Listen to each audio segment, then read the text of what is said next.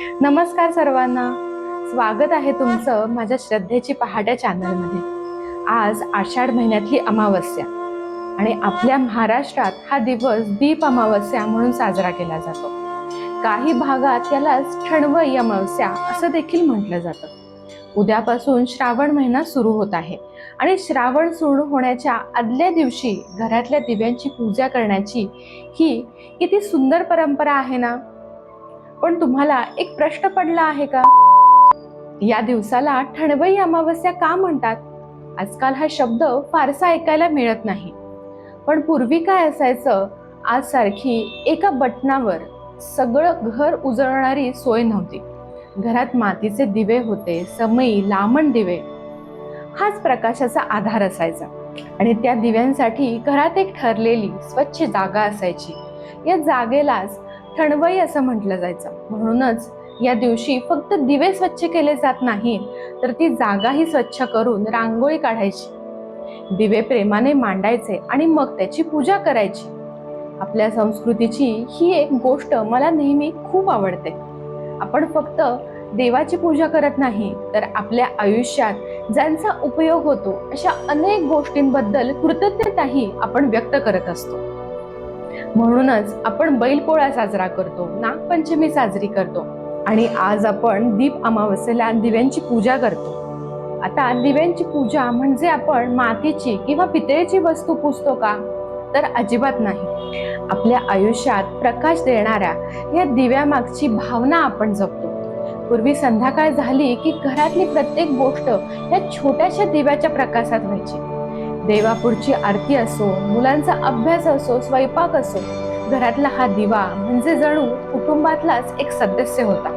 म्हणून वर्षातून एक दिवस त्यांच्याबद्दल कृतज्ञता व्यक्त करण्यासाठी ही पूजा केली जाते. आणि या दिवसामागे एक छोटीशी कथा देखील सांगितली जाते. तर ही कथा आपण थोडक्यात बघूया. एका राजाची सून रोज मनापासून घरातल्या दिव्यांची सेवा आणि पूजा करायची, पण एक गैरसमज झाला आणि तिला घर सोडावं लागलं.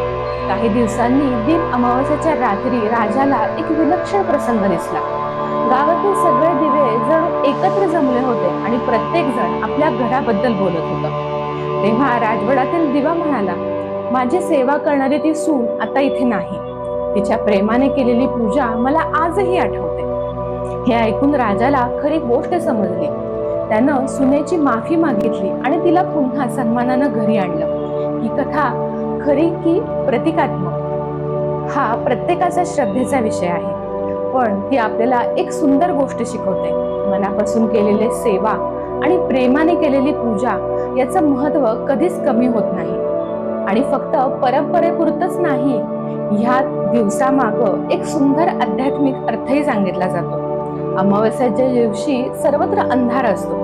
अशा वेळी आपण दिवा लावतो म्हणजे फक्त घर उजळवणं म्हणून नाही, तर आपल्या मनातला ज्ञानाचा, भक्तीचा, सकारात्मक विचारांचा प्रकाश कायम राहावा अशी प्रार्थना करतो. चातुर्मासाची सुरुवात झाल्यानंतर येणारी ही पहिली अमावस्या असल्यामुळे अनेक जण या दिवसापासून केलेला संकल्प यशस्वी व्हावेत, श्री महालक्ष्मीची कृपा घरावर राहावी अशी ही मनोभावे प्रार्थना करतात. चला तर आपण आता दीप अमावस्येची पूजा अगदी शांतपणे, सोप्या पद्धतीनं, योग्य क्रमाने कशी करायची ते एकत्र पाहूयात.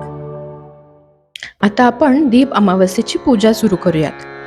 ही पूजा साधारणपणे तिन्ही सांजेच्या म्हणजेच दिवे लागणीच्या वेळेला केली जाते. दिवे लागणीची वेळ म्हणजे घरात दिवा लावून देवाला नमस्कार करण्याची वेळ. त्यामुळं दीप पूजनासाठीही हीच वेळ अतिशय शुभ मानली जाते. आता आपण सर्वप्रथम घरातले सगळे दिवे स्वच्छ धुवून पुसून घेणार आहोत. पितळेचे असतील, मातीचे असतील, समई असेल किंवा लामण दिवा, घरात जे दिवे असतील ते सगळे प्रेमाने स्वच्छ करून आपण घेणार आहोत. त्यानंतर पाट किंवा चौरंग स्वच्छ पुसून त्यावर रांगोळी काढायची.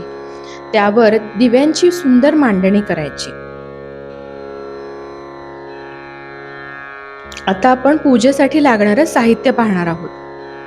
हळद, कुंकू, अक्षता, फुले, गेजवस्त्र, दुर्वा, आघाडा, अष्टगंध, अगरबत्ती किंवा धूप, दीप आणि नैवेद्यासाठी आज मी शिरा केलेला आहे.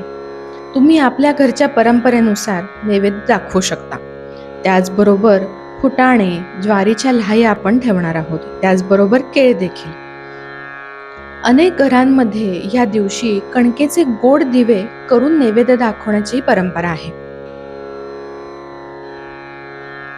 आता पूजा आपण सुरू करूयात. सर्वप्रथम दिव्यांमध्ये तेल किंवा तूप घालून वात ठेवून सर्व दिवे प्रज्वलित करूयात.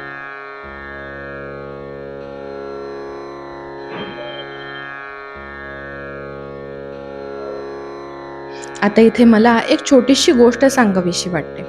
बऱ्याच वेळा आपल्याला प्रश्न पडतो की आधी गेज वस्त्र वाहायचं की आधी हळद कुंकू की आधी अष्टगंध की आधी फुलं वाहायची. मलाही आधी हा प्रश्न पडायचा, पण माझ्या सासूबाईंनी मला इतक्या छान आणि सोप्या पद्धतीने समजावून सांगितलं. त्या म्हणाल्या, आपण एखाद्या छोट्या बाळाला अंघोळ घातली की काय करतो, अंग पुसून झालं की सर्वात आधी त्याला आपण कपडे घालतो, मग कुंकू किंवा टिळा लावतो आणि सगळ्यात शेवटी फुलं, गजरा किंवा छान सजवतो. अगदी तसंच देवपूजेचं असतं. सर्वप्रथम गेज वस्त्र म्हणजे जणू आपण देवाला वस्त्र अर्पण करतो. त्यानंतर अष्टगंध, त्यानंतर हळद आणि कुंकू आणि त्यानंतर अक्षता. अक्षता म्हणजे पूजेमध्ये काही गोष्ट आपल्या हातून राहिली असेल, काही कमी पडली असेल तर ती भावना पूर्ण करणारे अर्पण. म्हणून जवळजवळ प्रत्येक पूजेमध्ये अक्षतांचा इतकं महत्त्व दिलेलं आहे. आता आपण सुंदर सुगंधी फुलं वाहूयात.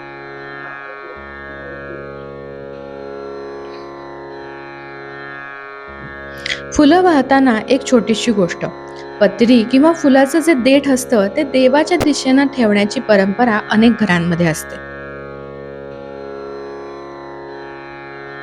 आता दुर्वा आणि आघाडा आपण अर्पण करूयात. आघाड्याला आपल्या पूजेमध्ये विशेष महत्त्व आहे. आपल्या ऋषींनी देवाला अर्पण केलेल्या अनेक पत्रींचे औषधी गुणही सांगितले आहेत. त्यामुळं ह्या दिवशी आघाडाही आवर्जून वाहिला जातो. आता अगरबत्ती किंवा धूप लावूयात आणि त्यानंतर एकदा दीप ओवाळून घेऊयात. त्यामुळं वातावरणात एक प्रसन्न सुगंध पसरतो. आता आपण नैवेद्य अर्पण करूयात. आज आपण शिऱ्याचा नैवेद्य दाखवत आहोत. त्याचबरोबर फुटाणे आणि ज्वारीच्या लाह्या आणि फळामध्ये केळ. आता आपण सर्वजण मिळून शुभं करोती म्हणूयात. शुभं करोती कल्याणम आरोग्यम धनसंपदा शत्रुबुद्धी विनाशाय दीपज्योती नमोस्तुते. आता आपण हात जोडून एक छोटीशी प्रार्थना म्हणूयात. हे दीपज्योती, तुझ्या प्रकाशाप्रमाणे आमच्या घरात प्रेम, आपुलकी आणि आनंद सदैव राहू दे. आमच्या कुटुंबाला उत्तम आरोग्य, समाधान आणि सद्बुद्धी लाभू दे. घरात येणाऱ्या प्रत्येकाला प्रसन्नता आणि शांततेचा अनुभव मिळू दे. श्री महालक्ष्मीची कृपा आमच्या घरावर अखंड राहू दे आणि आपल्या सर्वांच्या जीवनात ज्ञानाचा, भक्तीचा आणि प्रेमाचा प्रकाश सदैव तेवत राहू दे. ओम शांती शांती शांती. आजची दीप अमावस्येची पूजा इथे पूर्ण झाली. खरं सांगायचं तर आपल्या प्रत्येक सणांमध्ये काही ना काही सुंदर भावना दडलेली असते. दीप अमावस्या ही त्याला अपवाद नाही. आज आपण दिवे स्वच्छ केले, त्यांची पूजा केली आणि काही क्षण अगदी शांतपणे देवासमोर बसलो. अशा काही क्षणांमुळे मनालाही एक वेगळीच प्रसन्नता मिळते, नाही का? आजचा हा छोटासा प्रयत्न तुम्हाला कसा वाटला हे मला कमेंट्समध्ये नक्की सांगा. तुमच्या घरी दीप अमावस्येची पूजा कशी केली जाते किंवा ह्या दिवसाशी जोडलेली एखादी आठवण असेल तर ती मला कमेंट्समध्ये नक्की सांगा. मला वाचायला नक्की आवडेल. व्हिडिओ आवडला असेल तर लाईक, शेअर, सबस्क्राईब करायला विसरू नका. आपल्या अशाच भारतीय परंपरा, सण आणि अध्यात्माशी संबंधित व्हिडिओ पाहण्यासाठी श्रद्धेची पहाट चॅनलला सबस्क्राईब करायला विसरू नका.